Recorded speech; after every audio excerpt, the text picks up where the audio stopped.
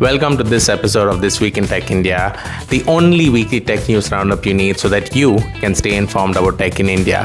Why should you stay informed about tech in India? Because at some point in the future, your electricity bill might be higher because of some ridiculous AI investment. How? Stick around to find out.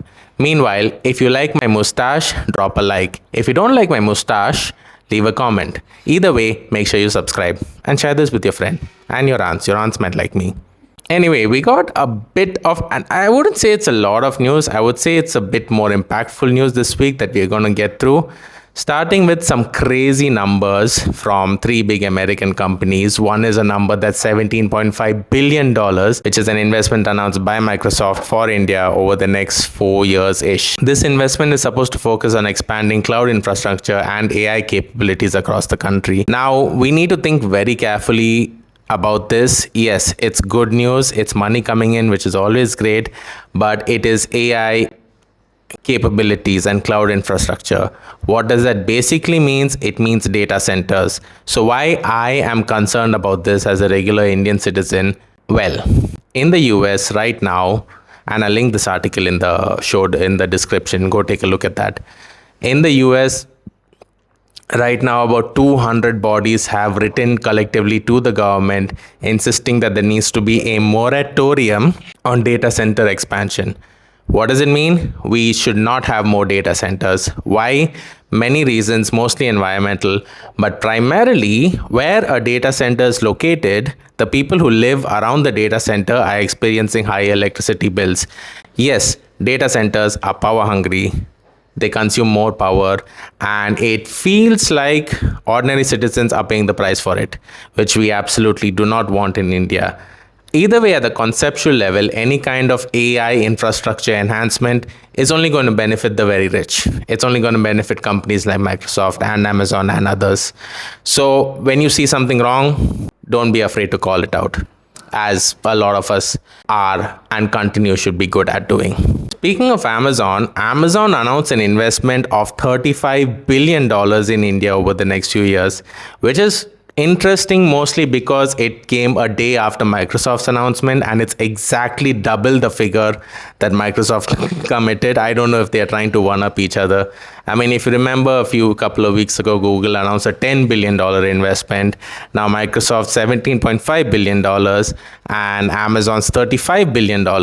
Although Amazon is not saying it's for AI, it's mostly for expanding operations across the country. But I mean, come on. Part of this investment is for AWS. What is AWS? Amazon's cloud computing service, which relies heavily on, you guessed it, data centers. So we should continue to be wary about this also. A number that's not as high is $12 billion, but this bit of news is more interesting by the person making this $12 billion investment in India. It was announced by a guy named Eric Swider. Yes, same name as me, but he doesn't know I exist. No relation. Eric Swider, who is a director at Trump Media and Technology Group. That's the company that's officially behind Trump's Truth Social platform. So this guy is announcing a $12 billion investment into Telangana's new urban project, Bharat City. As far as I know, there's no talk about tariffs for a while now. What happened to that? Anyway, doesn't matter. So just to round up these big investments that are being made from these big tech companies into India should be met with equal parts excitement and skepticism. And as citizens, you and me, as quote-unquote ordinary people, we should not take our sight off the value that we get out of it as citizens. Yep. If you start seeing your utility bills go up, speak out. Well, Google is launching a Google AI Plus plan in India. That's AI Plus. It comes with more access to Gemini Pro and Nano Banana and whatever it is. By the way, I discovered something yesterday. Yesterday from the date I'm recording this, which is Saturday. I record this on a Saturday so that it can be out on Sunday. But I discovered something that I have been subscribing to Google One, which is a storage plan from Google because I like the extra storage space for my emails and for my Drive files. And I got notified by Google that I have access to Gemini Plus plan as a result of the subscription. So this video's thumbnail that you see is generated by Nano Banana Pro, which I think for now is the best image generation tool. And also Gemini, don't forget, like last week, a bit of international news was that Sam Altman issued a code red at OpenAI immediately following the launch of Gemini's latest model, because that is seen across the industry as the best AI model out there right now. So you might find value in this Gemini Plus plan, but before you do so, check if you already are subscribed to anything Google related, because you might already have access to this. Check and let me know. Starlink. So some leaked information from Starlink is that it is going to cost 34,000 rupees to set up in India, and monthly subscription plans are going to start at about 8,600 rupees a month. It promises high-speed internet even in remote areas, but take that with a pinch of salt, because even globally, Starlink has been around for some time and there are still issues about connectivity, where you need to point your Starlink dish to the sky, and if there's a bird that's coming in the way between the Starlink dish and the sky, your internet is disrupted. Of course, the company is trying to fix all this, but it's a promise. It's not a solved problem. Plus, I mean, who would pay 8,600 rupees for internet in India per month unless it's to show off, unless it's a status symbol? So for all you know, Starlink is going to have a very small market in India. Yes, it might be highly profitable by the looks of it, but they are not, I don't see that they are going to capture the masses the way Jio and Airtel has done. I don't think Starlink is going to be anywhere near the market share that these giants have. It might be useful for government projects, government sanctioned projects at remote areas. Beyond that, it might be useful for a few millionaires and billionaires who have their private boats and want, to swipe on Instagram reels in the middle of the sea. If you think of any other uses for it, let me know. I'd like to hear it. But for now, I'm very skeptical. The other thing is that this is not final, by the way, this 8,600 rupees a month, because it was revealed that this information was leaked, and it was leaked because apparently there was a bug in Starlink's system. Lol. I don't know, but if there's a bug in their system, I wouldn't be trusting them with my internet. Anyway, let's go back to a bit of Microsoft news, where Microsoft, after announcing the $17.5 billion investment, Microsoft announces strategic partnership deals with Cognizant, Infosys, TCS, and Wipro. 4 of my least favorite Indian companies. Maybe Wipro is okay, but no, Wipro is one of them. I mean, not many details are revealed about the strategic partnership. I think it's just for show. I mean, Satya Nadella was probably in India for a day extra, and he's like, hey, let me create some news. I really think that's what it is. It's not clear if these strategic partnerships are linked to the $17.5 billion investment. The announcement says these deals will supposedly be on cloud services, AI integration, digital transformation projects. So it could either be manpower or body bags, as I like to call it, or more data centers. Not exciting. You have a couple of lighter bits of news that makes me happy. In Bangalore, you have Namma Yatri, which is becoming a tech service provider for Bharat Taxi. Bharat Taxi is the government's taxi ride-hailing app, which is supposed to be zero subscription or low commissions or whatever it is.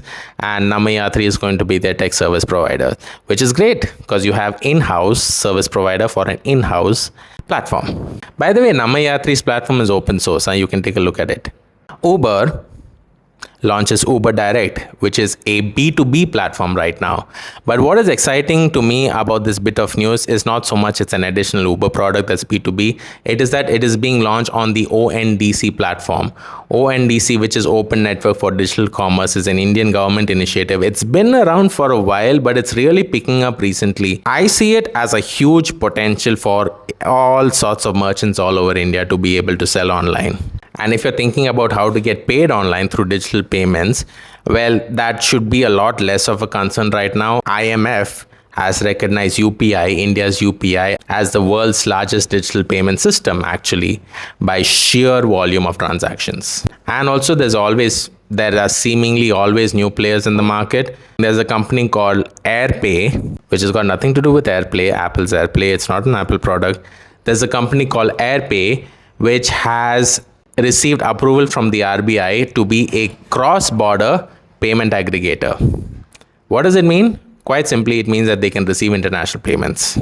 And then there's the other company called Credflow, which is a credit management service, CredFlow is a platform that has received an NBFC license from the RBI, which means they can expand the financial services they offer to consumers. By nature, I'm wary of NBFCs, but it's cool if a homegrown young company has been given a fair shot in this space. Speaking of homegrown, the center has moved 12.7 lakh email addresses to Zoho's platform.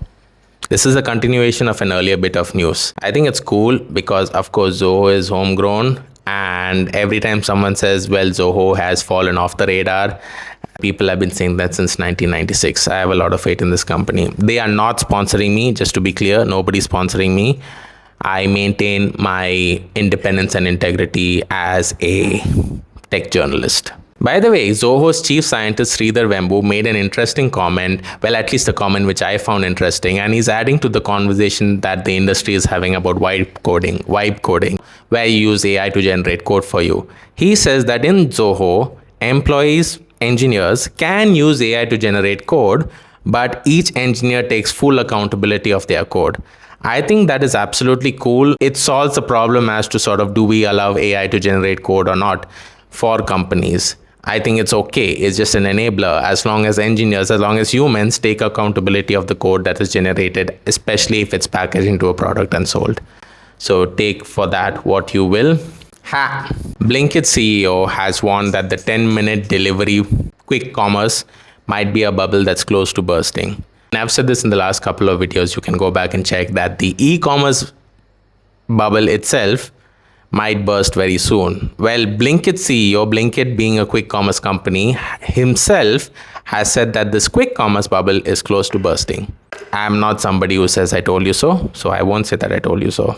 Boat, audio equipment headphone company Boat, has had their auditors highlight financial mismatches and compliance issues, and Boat will need to address these issues to maintain their investor confidence. This is actually a very dry bit of news, not interesting at all.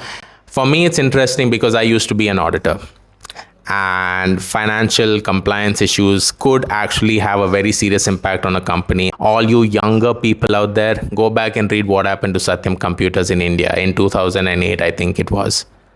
Or if you want me to explain, let me know. Leave a comment. In Bangalore, authorities arrested about 21 people who posed as Microsoft support staff and defrauded close to 150 Americans. I thought the era of Indian tech scammer is over, but apparently not.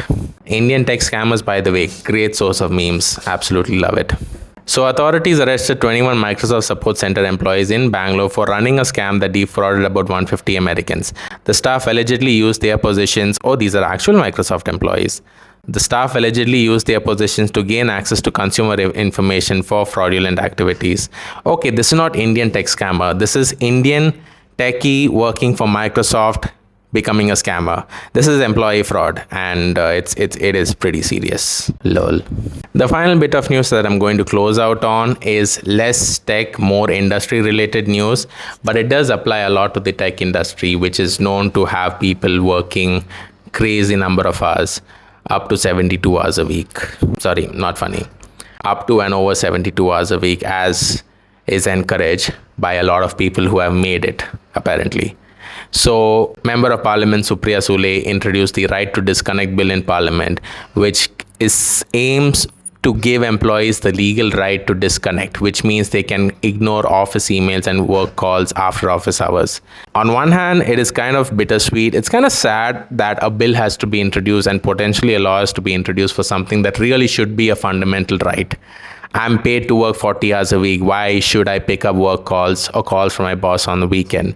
And our culture has become such that if I refuse to come into work on a Sunday, I'm the bad guy. I'm letting the company down or whatever it is.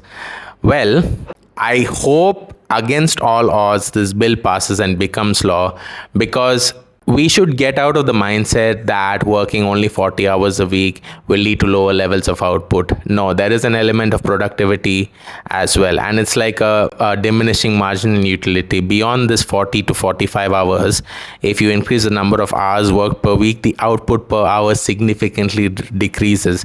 Why? Because we are human beings. And that's just how the world should work. Right? Thanks for watching or listening. Share this with your friends. Drop a comment, leave a review. I'll see you guys next week. Bye.